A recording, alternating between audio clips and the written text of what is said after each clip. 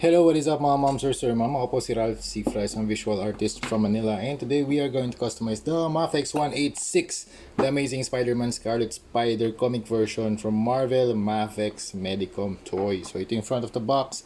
Yung hoodie, hindi ko na muna yan gagalawin. Ko-consult ko muna si client ko. Actually, kinonsult ko na siya and napag-usapan namin na hindi ko muna siya gagalawin for customization. Kasi custom na rin yung ano niya, custom na rin yung hoodie niya. And then, gustong gusto ko yung ginawa ni ano rito, yung setup ni Mafex dito sa mga accessories niya na meron siyang transparent bar to hold the two accessories. Actually, mali pala to. Dapat yung may magnet yung nandito. Pero hanapin ko na lang yung pair na yon. Tapos ipapalit natin para pare-parehas yung mga sets ng kamay. Pero natutuwa lang ako kasi pwede mo siyang gawing handle or pwede mong iipit dun yung alligator clips instead of doing this, yung individual pa, nagagawin mong ganito, maglalagay ako ng blue tack, ano na siya, pwede mo siyang gawin na set na, di ba? Dalawa na kaagad. Dalawang kamay na agad yung may spray natin. So, for the spray, ito yung gagamitin natin. Ito na, sorry, before that, ito yung kanyang heads, and ito yung body. Ito yung body niya. Hindi na natin kakalasin kasi hindi naman kailangan din ma-spray yung joints all the way through. Ito yung gagamitin nating primer, yung Bosny number 191 flat clear. Tapos yung execution na gagawin natin dito yung comic book or manga style na paint job execution. Tapos sa mga accessories naman, we have 1 2 3 4 5 6 7 8 9 9 na web accessories. Ang gagawin natin dito, ipa-prime din natin siya. Tapos maglalagay tayo ng line art dun sa pagitan ng mga webs ng mga twirls para magmukha siyang para ma-define yung kanyang mga coils. Okay? So yun, balikan ko kayo kapag na-prime na natin to ng siguro mga 2 coats para mas matibay yung paint natin. Okay, tapos na tayo mag-apply ng flat clear na top coat. Nag-act siya as primer. So mas naging mas nag-mattify na yung action figure natin na Spider-Man. So yung surface niya mas porous na. So, lahat ng paint na apply natin dito, lahat ng washes, lahat ng detailing, ma-absorb na ng paint and hindi na siya, mami-minimize na yung yung pagkadulas ng paint. Pati dito sa kamay, yan, puro matte na rin yan, na-sprayan natin. 2 coats of flat clear in apply natin. Pati dito sa head, na rin na, maka-apply na rin tayo ng 2 coats. So, ayun, pati dito pala sa mga web accessories, gagawan din natin yan ng line art mamaya. So, unahin na natin tong base. Ito yung nag-spray tayo ng primer gray at saka flat white. So ang gagawin natin, mag-base coat tayo, mag-apply tayo ng base coat using Hero Paints Cobalt Blue tsaka magda-dry brush tayo using light turquoise. Okay, Cobalt Blue muna from Hero Paints. Ayan, apply lang tayo. Base coat lang muna. Hindi naman kailangan super super smooth. Ang ginagawa kong paint job, laging merong level of weathering. Ito, nakapag base coat na tayo, mag-apply naman tayo ng light turquoise for dry brushing. Okay. Start tayo dito sa edges, punta sa center. Okay.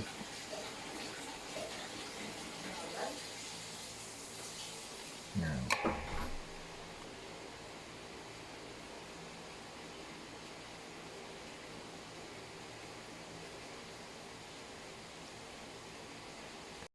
Okay, for the line work, ito yung gagamitin natin. PH 179 Black Armored Komodo Water-Based Primer. Okay, try natin na mag-drawing ng na-sketch ko na using a pencil. Tapos, ito na yung line art natin using the black paint from Armored Komodo. Yan, try lang natin to dito.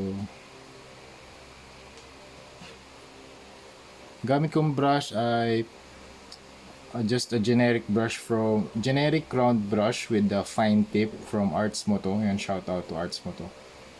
Sobrang affordable nito and super nice for detailing kasi pwede ka magbago ng line weight. You can go thick, tulad nito, thick siya. Pwede mong gamitin yung edge ng brush to do thick strokes like that. Tapos pwede siya mag-taper papunta sa very thin na mga lines. Tulad nito, pwede siya maging thin lines and pwede siya mag-taper down.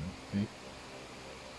Tapos itong execution na to, hindi naman kailangan super smooth. Actually, lalagyan pa natin ng dry brushing to after para pagmukhang super rough lang siya. Okay? Para siyang spray paint. Yun yung gagawin natin ano rito. Para siyang tinag sa wall.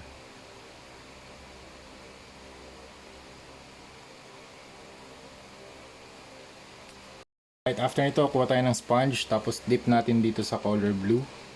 Then, tanggalin natin yung most of the paint para magkaroon tayo ng effect na parang sponging effect dito sa edges niya. Yan. Kulang pa siya ng white, so lagyan natin ng white. Actually, pwede dito sa teal eh. Turquoise. Yan. Yan. Para lang magkaroon siya ng effect na ano, weathered din siya. Yan o. Okay, we are done with the base, and dito sa ilalim lalagyan lang natin ng signature natin. So Ralph Cifra 2023. Okay? Okay, ang next na gagawin natin ay PH 179 Black Water-Based Primer. Itong paint na gagamitin natin for the line art. Ito yung brush na gagamitin natin, 00000 Wei Zhuang brush. Super fine para dun sa line art natin. Mag-add tayo ng konting water para mas mag-flow yung paint. Kasi pag super thick, baka ano eh, sobrang kumapal yung pintura eh. Try natin dito sa body. Yan. Every time na magta-try ako ng ng bagong paint dun sa surface, dito ko muna nilalagay sa likod niya. Para just in case hindi maganda yung rehistro, at least 'di ba, nasa likod siya. Okay, try natin dito sa back part. So yung concept nito yung manga, lahat ng line art gagawa na, lahat ng darkest parts lalagyan natin ng dark na line art. Okay? Yung parang ka lang drawing sa 2D na paper. Pero dito, instead of 2D, 3D siya. Kaya yun yung challenge dito talaga. Yan, gagawin natin to sa lahat ng parts. Yan, ganyan siya. Yan, pwede rin tayo gumamit ito, Pilot Twin Marker. So, yung other end dito, extra fine. Ito yung gagamitin natin for extra detailing dito sa kanyang head. Yan. Try natin dito sa eyes, ha. Yan. Okay, ito na yung status ng ating Spider-Man na Scarlet Spider na suit. We have the black lines sa back, sa front, tapos dito rin sa alt heads niya. Okay, yan. Ang next na step natin gagawin ay ito. Lalagay tayo ng black ink dito sa mga coils ng kanyang accessories, ng kanyang mga web accessories. Gagamitin pa rin natin yung primer, black primer from Armored Komodo. Black, page 179 black ito. Armored Komodo water-based primer. Yan, yun pa rin yung paint na gagamitin natin. Konting tubig para mas mag-flow yung pintura. And then, hanapin lang natin kung nasan yung mga coils. Actually, yung mga coils dito, yun yung guidelines nyo kung saan kayo maglalagay ng mga ink. Yan. Tapos gagawin natin yan sa buong part ng mga accessories na. Okay? So yung balikan ko kayo kapag natapos na natin to. Alright, we are on the last stretch of our customization process. And the next process ay ito naman. Pag mix natin itong dalawa, Hero Paints na water-based acrylic na warm red and matte white para makakuha tayo ng lighter shade of red. Tapos i-apply natin dito sa body. And sa lahat ng parts ng red na parts ng action figure para magkaroon tayo ng additional highlight. Okay, try natin dito sa kanyang shoulders tsaka sa kanyang dito sa shoulders. Usually dyan talaga yung pinakamalakas na tama ng ilaw, kaya dyan tayo mag-apply ng mga highlights. Top of the shoulders, and neck area. Usually yan dito lang sa baba. Ayan. Clavicles. Okay, muscle, sa chest muscle group. Ayan. Okay, next step, gamit tayo ng Earth Tan from Armored Komodo para makapag-apply tayo ng highlights dito sa kanya mga pouches. Okay, gamit tayo ng manipis na brush. And then dapat lang natin dito sa mga brown area. Okay?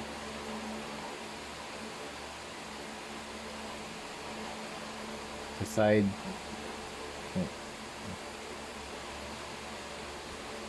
Tapos dito sa kanyang belt, lagyan natin ng white highlight itong mga silver tubes niya. Alright, we are done with the Scarlet Spider custom. Thank you very much, client, for this opportunity na mapag-custom ng Mafex na Scarlet Spider comic version action figure. Wala namang nabago sa joints.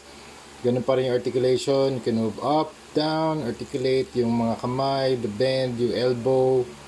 Pero syempre, di ba, pag custom figure, lagi nating tatandaan na let's be very careful dito sa pag-articulate ng mga custom action figures kasi may possibility pa rin na magkaroon siya ng mga paint chips kasi nga may mga gumagalaw na parts. Lalong-lalo na yung mga areas na walang clearance yung mga joints. Pero dito may mga clearance naman, so you can move the legs, and you can move the feet, you can bend, diba? Wala, no problem.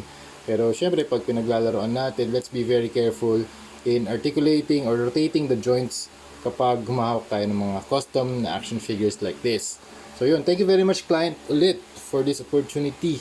Kasi napakaganda pala ng Mafex na action figure. And ngayon ko lang na-explore itong gantong klaseng flexibility ng kanyang joints. Grabe yung look up eh. Tuwa-tuwa ako dito sa kanyang look up na pose. Super gandang mga poses talaga yung magagawa rito. Pero for now, hindi ko na muna gagalawin. Yung hoodie lang muna yung accessory na gagalawin ko. Kasi nga gusto ko pag nakuha ni client, hindi ko kumbaga parang minimal na articulation yung gagawin ko. At least 'di ba pag nahawakan niya, siya na lang magpo-pose. Yun. Reminder lang din sa lahat ng makakakuha ng mga action figures, yun nga, be very careful. So yun, ito na yung ating Scarlet Spider na action figure, 6 inches tall. Thank you very much, client. Ito yung base na may Scarlet Spider logo. Then here's my signature sa likod. And then you have the heads, the alt heads. Yan, zoom in natin onte, lapit natin. Comic book style. Yan. Tapos ito yung mga accessories niya, magnetic pa yung iba, ang ganda. So 1, 2, 3, 4, teka, nasa lang isa? 4, tapos 5, 6 na set ng kamay tsaka kamay. 5 na set ng kamay tapos isang set ng paa. So 6 accessory set in total. Tapos dito sa baba muna natin Tapos dito naman sa kanyang mga webs, kinostomize ko na rin, nilagyan ko ng mga inks. Yan. Para siyang comic book style talaga. So 1, 2, kumpleto to, siyam. 1, 2, 3, yan, 3, 4, 5, 6, 7, 8, 9. Yan, 9. Tapos actually, wala na, kumpleto na pala. Kumpleto na yung ating Scarlet Spider. So yun, ayusin ko lang to mga ma'am sir, tapos ipapadala na natin kay client kasi excited na ako for meron pa tayong recap video kasi meron pa tayong gagawing Deadpool head. Ayan, Deadpool head para sa kanya din. Thank you sir Mark for this. Grabe talaga. Dami niyang pinakostom sa akin, siguro mga 4. Tapos naka-discount yun since marami siyang pinakostom sa akin. Kaya yan, kung magpapakostom kayo ng bundle, lalagyan natin ng discount. Wala namang problema yun. So yun, ang rates ko nga pala for these kinds of action figures ay yung comic book style, usually yan $350 to $450. Okay? So yun, thank you very much for watching and see you sa next video. Bye-bye!